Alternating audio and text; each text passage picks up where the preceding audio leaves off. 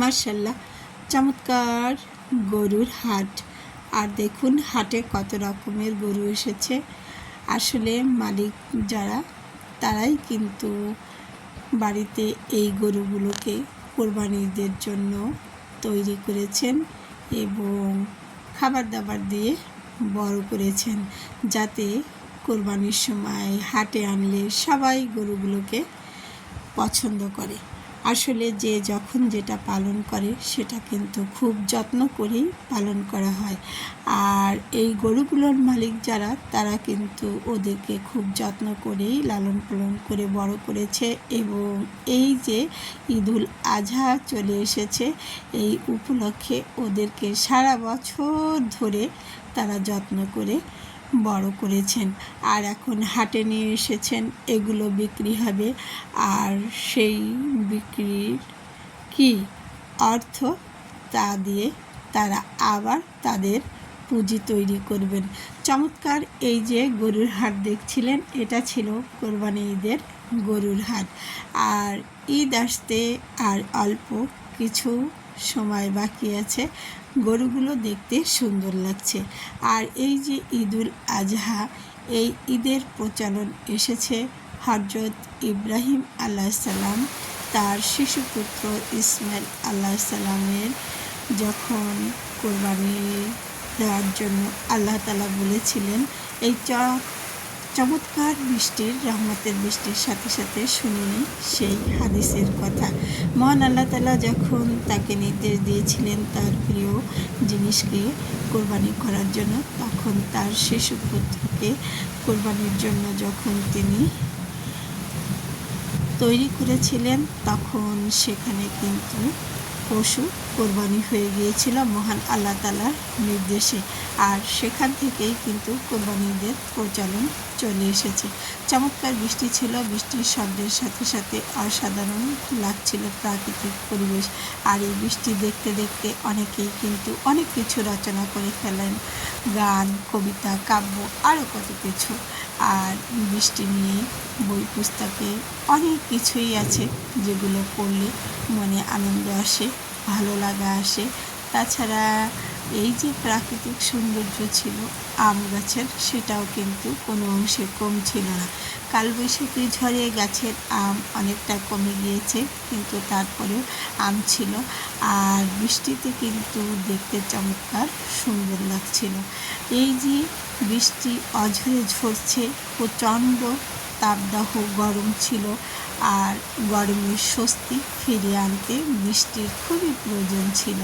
মহান আল্লাহ তাআলার অশেষ রহমতের বৃষ্টি ঝরছে, দেখতে কিন্তু সুন্দরই লাগছিল। আর এর সাথে সাথে চলুন আরও কিছু কথা শুনে নিই। আমাদের প্রিয় নবীজি হযরত মুহাম্মদ সাল্লাল্লাহু আলাইহি সাল্লাম, তিনি যেমন তার সৃষ্টির জগতের যা কিছু আছে সব কিছুকেই তিনি চমৎকার করে ভালোবেসেছেন। তার মধ্যে মানুষের কথা তো রয়েছে। তার সকল উম্মতের জন্য তিনি আজীবন তার জীবন ভরেই কল্যাণের জন্য কাজ করেছেন। আর আমাদের নবীজি যত দুঃখ, কষ্ট, যাতনা যা কিছু সহ্য করেছেন, এমন সহ্য করার ক্ষমতা কিন্তু সকলকেই আল্লাহ তাআলা দেননি। আর আমাদের নবীজির আদর্শ কন্যা মা ফাতেমা ছিলেন তার আদর্শে গড়া।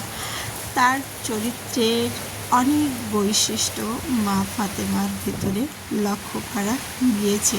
এটা আমরা বিভিন্ন সময় পড়েছি, জেনেছি। আর চমৎকার এই যে বাবা মেয়ের মধ্যে যে আদর্শ তৈরি হয়েছিল, সেটা কিন্তু খুবই চমৎকার বিষয় ছিল। নবীজি যেমন যারা তাকে কষ্ট দিয়েছে, নির্যাতন করেছে, তাদেরকে কখনোই তিনি প্রতিশোধ নেননি বা চেষ্টাও করেননি। আর তেমনি মা ফাতেমাও সবার সাথে মিলেমিশে থাকতেন। পাড়া প্রতিবেশী যাদের সাথে খেলাধুলা করতেন, তিনি কখনোই কারোর সাথে মারামারি, ঝগড়া বিবাদে জড়াতেন না। মহানবী সাল্লাল্লাহু আলাইহি সাল্লাম যেমন প্রথম জীবনে অনেক কষ্টের মধ্যে দিয়ে জীবন পার করেছেন, তেমনি মা ফাতেমাও কিন্তু তার সংসার জীবনে অনেকটা কষ্ট করেছেন, কিন্তু সেজন্য তার কোনো আপত্তি বা কোনোরূপ আফসোস ছিল না। এগুলো শুনতে শুনতে চমৎকার এই যে বৃষ্টি দেখছিলাম, এই বৃষ্টিতে কিন্তু ওই যে দূরে ক্ষেত দেখছেন, দুটো বেড তৈরি হয়েছে, ওখানে সবজি বোনা হবে। আর এই যে কলা গাছের ফাঁকে দিয়ে যে আমরা ওই যে পানি দেখছিলাম, ওখানে ছিল বিশাল মাছের খামার। আর একটি চমৎকার বিশাল বড় খামারের পাশে যে এই সবজির বাগান দেখছেন, এটা কিন্তু অনেকটা চমৎকার ছিল। দেখতে দেখতে চলে এলাম অনেক কি কাছে, তাই না? কাছে ছিলাম নাকি ওই দৃশ্যের ভিতরে ছিলাম? আসলে সৌন্দর্য তো সৌন্দর্যই। আম গাছ আঁকা বাঁকা হলেও এর ফল কিন্তু অসাধারণ মিষ্টি। আর এখন জ্যৈষ্ঠ মাস চলছে, জ্যৈষ্ঠ মাসে কিন্তু আম কাঁঠালের দিন। আর আম কাঁঠালের কথা মনে হলেই সবার আগে কিন্তু মামা বাড়ির কথাই সবাই মনে করে। মামার বাড়ি মধুর হাড়ি আম কুড়াতে সুখ, পাকা জামে মধুর রসে রঙিন ঘুরে মুখ। এই চমৎকার কবিতাটি পড়েছিলাম কি বইতে। এখন সেই জ্যৈষ্ঠ মাস চলছে, কিছুদিন পরে দেখা যাবে বাজারে সব জায়গায় আমের বেচা কেনা চলছে। আর চমৎকার এই ফুলগুলো দেখুন কত চমৎকার করে আনন্দ দিচ্ছে, দেখতে কিন্তু অসাধারণ চমৎকার লাগছে। আর ওই যে নিচে গাছ, সেখান থেকেও কিন্তু পানির টিপটাপ টুপটাপ শব্দ ছিল, যেগুলো দেখা যাচ্ছিল অসাধারণ সৌন্দর্য। মানুষ ইচ্ছা করলে পারে না এমন কিছু নাই। মানুষ সৃষ্টির সেরা জীব। আল্লাহ তাআলা মানুষকে নানা গুণ, বৈশিষ্ট্য এবং গুণাবলী দিয়েই তৈরি করেছেন। আর সেই সুবাদেই কিন্তু আমরা এই বিশাল ভবন দেখছিলাম, এক একটা ভবন 10 তলা 12 তলা। আর এগুলো কিন্তু মানুষই তৈরি করেছে। মানুষ ইচ্ছা করলে কত কিছুই করতে পারে। যে যে কাজে দক্ষ সেটা করতেই কিন্তু সে বেশি অভ্যস্ত। তারপরেও মানুষ সৃষ্টির সেরা জীব। তাই মানুষ যখন যে পরিস্থিতিতে যেখানেই থাকুক না কেন, সে কিন্তু সব কিছু ওভারকাম করেই সামনের দিকে এগোতে চায়। আর ওই দেখুন চমৎকার ফুল গাছের কিছু অংশটা প্রচণ্ড গরমের কারণে কেমন যেন হয়ে গিয়েছে।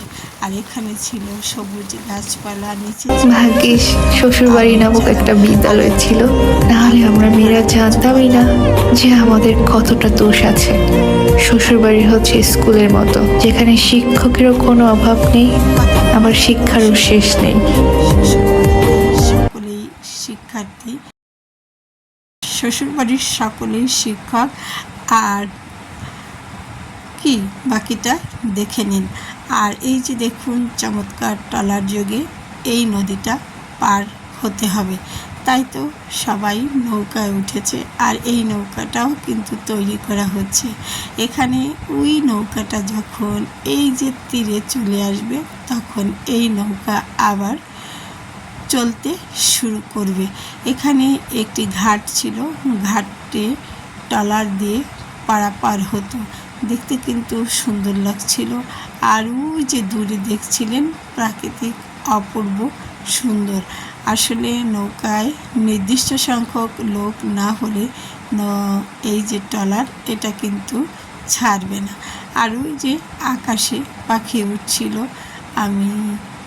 আমিও দেখছি, আপনারাও দেখছেন। দেখুন চমৎকার পাখিদের আনন্দ ছিল। দেখতে দেখতে দেখতে দেখতে এখন কিন্তু প্রস্তুতি চলছিল, ট্রলার ছেড়ে দিবে, এপার থেকে ওপার যেতে হবে। যেহেতু এই পারে চলে এসেছে ওই যে ট্রলার, এখন আর একটা ছুটে যাবে অপর প্রান্তে। এটাই ছিল এই ঘাটের নিয়ম। একটা ট্রলার এসে যখন ঘাটে ভিড়বে, তখন অন্য আর একটা ওই পাশের ঘাটে যাবে। চমৎকার নিয়ম ছিল। আর সবচেয়ে মজার বিষয় কি জানেন, এই ঘাট পেরোতে মানে পার হতে মাত্র 2 টাকা লাগে। আর আমার মনে হয় না কোনো দেশে 2 টাকায় নৌকা পার করে। তাও আবার নৌকা না, এটা ছিল কিন্তু ইঞ্জিন চালিত ট্রলার। আর ওই যে দূরে দেখছেন ইট, ওটা ছিল ইট সাজানো, ইটের ভাটাও বলা যাবে না, ওখানে রাখা হয়েছে ইট বিক্রি করার জন্য। এরকম দৃশ্য সাধারণত নদীর পাড়েই কিন্তু দেখা যায়। নদীর পানি বেশ পরিষ্কার ছিল, দেখতে সুন্দরই লাগছিল। আর ওই যে দূরে দেখছেন আরও কিন্তু নৌকা ছিল। আর এই যে চারদিক ঘুরে একটু দেখে নিলাম কী কী ছিল। আর এরা অপেক্ষা করতে করতে এদের কি একটু হলেও ক্লান্তি এসেছে। নৌকায় যেহেতু লোক না হলে নির্দিষ্ট সংখ্যক, তখন কিন্তু ওরা নৌকা ছাড়বে না। আর সত্যি কথা বলতে ওই যে দূরে যা কিছু দেখছিলাম সব কিছু ছিল পরিচিত এবং ভালো লাগার বিষয়। সে কারণেই সুন্দর করে আরও একবার দেখে নিলাম সব কিছু। ওই যে অসাধারণ ছোট্ট কি লঞ্চ চলে যাচ্ছে। দেখতে দেখতে দেখতে দেখতে প্রাকৃতিক সৌন্দর্যের সাথে সাথে ওই যে ওই পারে যে ঘাট দেখছিলাম সেটাও কিন্তু চমৎকার ছিল। আর একজন ফুল হাতে দাঁড়িয়ে আছে বিক্রি করার জন্য।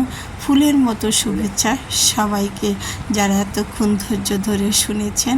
আর দেখুন ফুল বিক্রেতার সাথে কি দর কষাকষি চলছিল। সুন্দর ছিল, হাতে ছিল বেলি ফুলের মালা, আর উনি বিক্রি করতে